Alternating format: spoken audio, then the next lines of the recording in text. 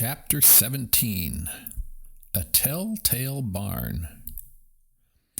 Broken bricks and cement were scattered over the floor of the Hollister cellar. Among them lay a crowbar.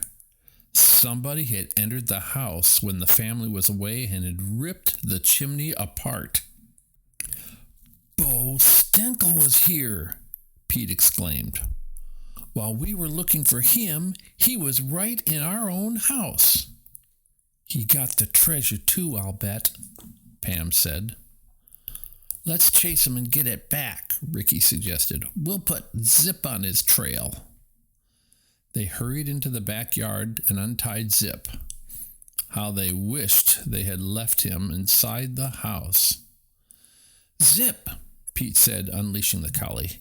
"Get on Bo's trail, boy. Pick up his trail." First, he led Zip into the cellar and let him sniff about.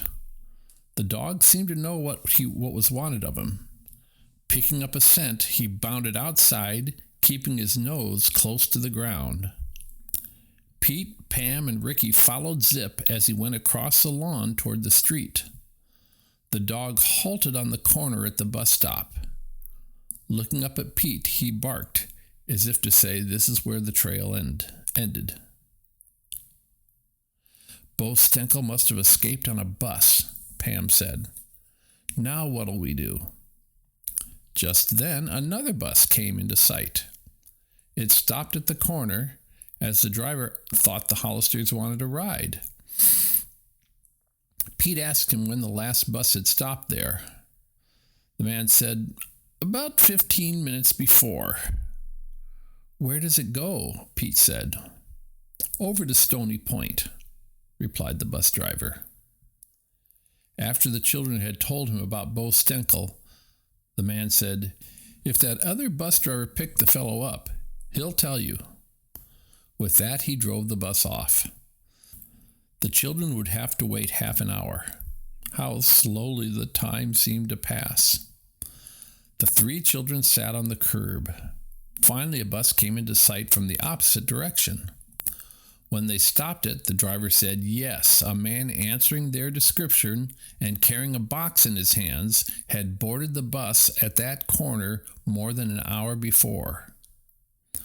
"Where did you let him off?" Pete asked excitedly.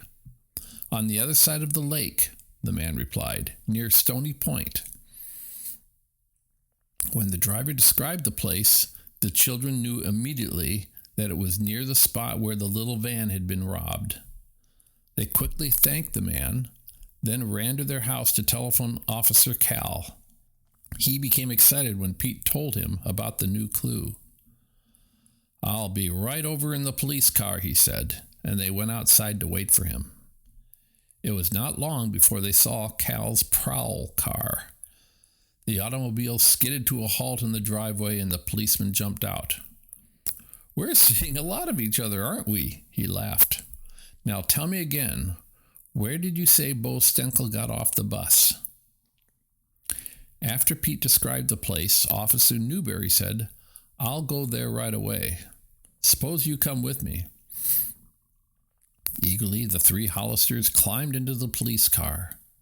The officer backed out of the driveway and was soon humming along the shore road which led around the lake.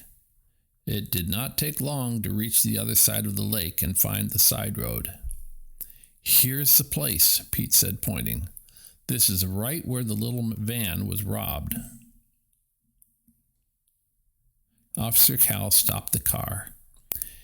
He switched on his two-way radio and spoke to a sergeant at the police station, telling where he was and what he was doing. Then a voice came over the loudspeaker. "If you need any help, Cal, get in touch with us, and we'll send another man out there." "Right, Sergeant." The children and the policeman hopped out of the prowl car. They quickly searched the roadside for footprints. Finally, Pete spied a man's heel mark in the dust. That was all Officer Cal needed.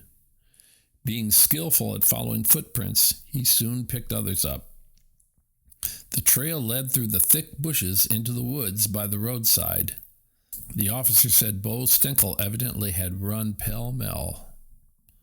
No doubt he was afraid someone might follow him. Finally, the tracks led to an open field some distance from the lakefront. "I see a barn over there," Ricky pointed. "Do you suppose Bo is in there?" "You're a good detective," Cal said. "That would be a likely place for a thief to hide." Carefully, the officer and the three children made their way through the tall grass toward the old barn.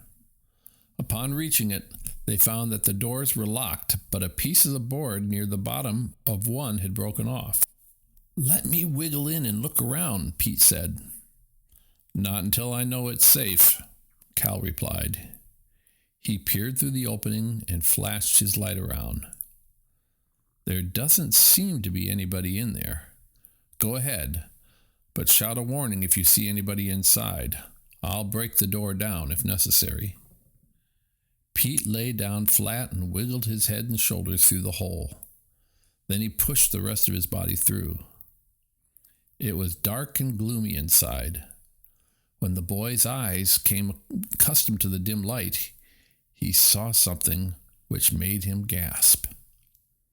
In one corner of the barn stood the rest of the stolen toys. Pete ran to the big double doors and lifted off the wooden bar that locked them.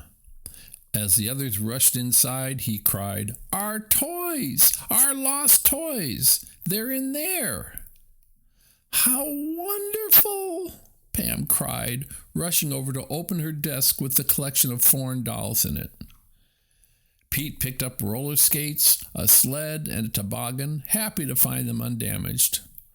Ricky was only interested in finding his father's missing suitcase.